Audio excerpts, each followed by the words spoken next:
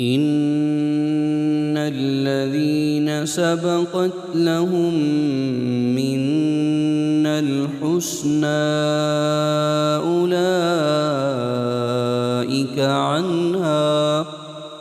أولئك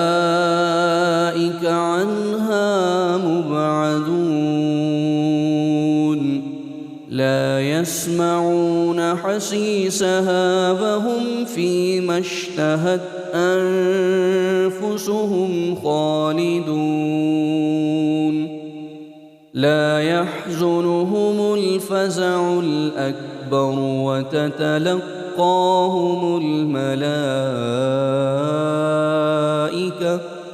هذا يومكم الذي كنتم توعدون يوم نطوي السماء كطي السجل للكتب كما بدأنا أول خلق نعيده وعدا علينا إنا كنا فاعلين ولقد كتبنا في الزبور من بعد الذكر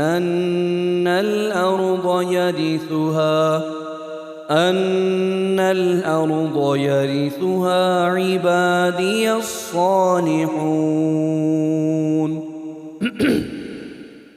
إن في هذا لبلاغا لقوم عابدين